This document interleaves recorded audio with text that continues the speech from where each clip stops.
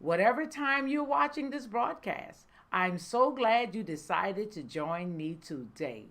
It is time now for our 9 for 9 with me, Pastor Karzadine. Come on in, let's get started.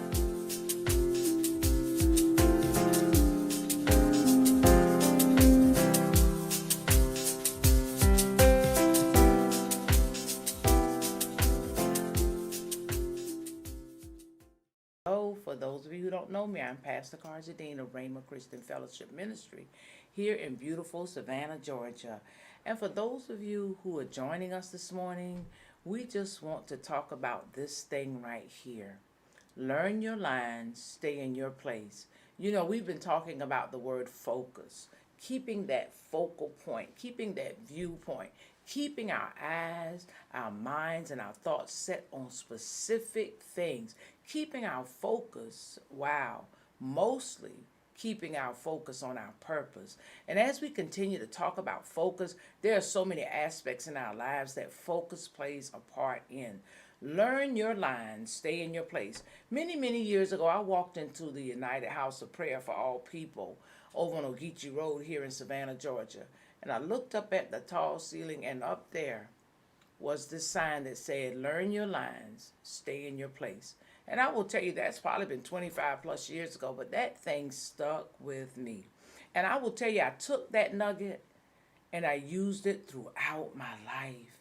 Always? Probably not.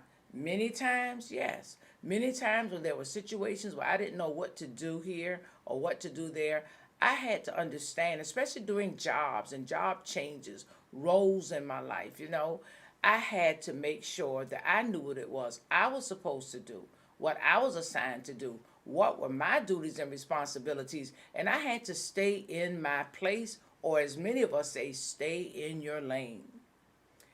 If we think about it, we think about knowing your lines, staying in your lane, learn your lines, stay in your place. We can think about a skit or a play because our lives are a role that plays out. In our lives, we serve a role. We are the part that we play is a role in our lives and in the lives of others.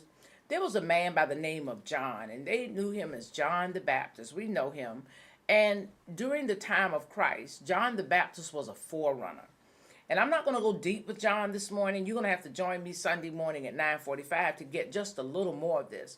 But John had a specific mission. I just want you to know that John had a specific mission in his life. He had a specific role in his life and in the life of Christ. His role was played out, and if I might say, probably almost to perfection. It sufficed. It caused what God's will was taken care of. His role played out, and what is your role? So you understand that John's role was God's will. And so I have to tell you this morning that your role in this life has to be lined up with God's will. What is your role? You have to learn your lines or your part. If there's a play going on and this is a skit or this is a production, you have to know your lines. Because if you go off track, you get the wrong lines going, you have messed up the whole meaning of the play. So know your lines, learn your lines, and stay in your place. You can't run over here and do my part and do your part. Do you get it? Learn your lines. Know what your role is in the skit. Know what your role is in this thing of life that's playing out for us. John had to learn his lines, stay in his place. He wasn't Christ. He didn't claim to be Christ. People tried to call him Christ, but because he knew his role, he knew his lines, he stayed in his place, and he did what it took for that production to be played out just the way it was supposed to be. As far as life is concerned, there are so many aspects of our life and so many different roles that we might have to play. However, if we keep our focus on our purpose, what is the purpose of my role? What is the purpose of what I'm doing? Why am I focusing on this or not focusing on that? That's why we have to know our lines. Now, this morning I said to learn your lines, stay in your place. But once you learn them and you know how to move to the left, you know how to move to the right, you know when to go forward and when to just stop sometimes, look and listen. Y'all know that's the teacher in me coming out. I have to share these scriptures with you because I want you to go read them. In the book of John, the first chapter, the 19th through the 21st verses, it says, and this is the testimony of John, when the Jews sent priests and Levites from Jerusalem to ask him, who are you? He confessed and did not deny, but confessed. This was his confession. They said, who are you? He said, I am not the Christ.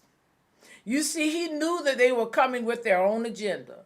And many times there are agendas coming to try to throw you off. Here we go. Your game. Oh, some of you got to go back and listen to the sessions before this. Keep your head in the game, we told you. But listen, when they came, who are you? He confessed and did not deny. But this is what he confessed. I am not the Christ. Sometimes you have to tell people, I am not that person.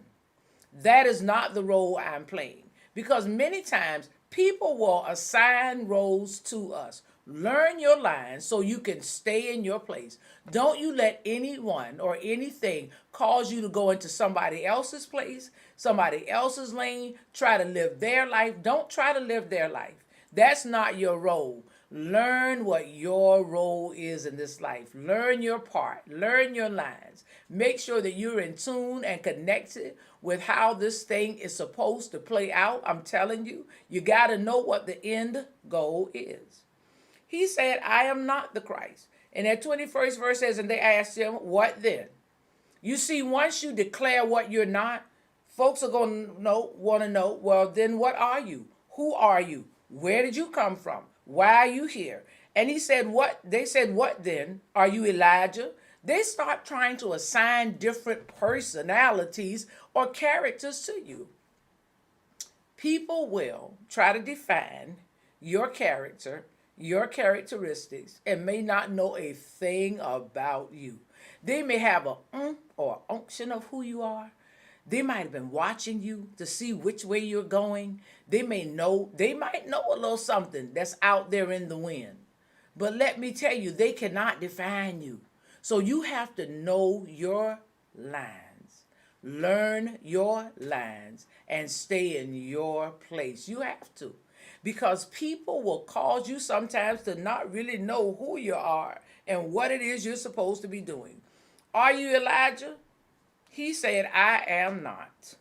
Are you the prophet? And he answered no. Now I'm going to tell you, you're going to have to go to the book of John and read that first chapter completely for yourselves. We're going to go more into that during our Sunday morning session. But we want you to know that we want you to go in and delve into that thing because you need to understand. If you're going through that thing where you're not sure of what your place is, what your lines are, if you're not sure, you need to learn. You need to take some time so that with like John, you can answer confidently when they ask, who are you? You know, you're setting yourself up for a job interview. I know I keep going there, but that's the times we're in now. You're setting yourself up to be in a relationship. You need to know who you are so that you are clearly defined to whomever that relationship was with. You are clearly defined to whomever is willing to employ you. You are clearly defined to whomever you want to start that business with. You've got to learn your lines, stay in your place, know your part, and make sure that your role is played out to the fullest. Give 100%, 110, 120. Just keep giving in your place. Because you've learned your place, you can operate fully in what it is you're supposed to do. And that's going to be God's will. Well, that's our time now. 9 for 9 and just a smidgen maybe of overtime. But listen, today I want you to make sure that you're learning your lines and staying in your place. And one of the ways to help you do that is to make sure you flush out, push out anything that's negative, anything that doesn't jive with this what? Cup of what we're going to have right now. We're going to have ourselves our cup of positivity. God bless you. See you next time.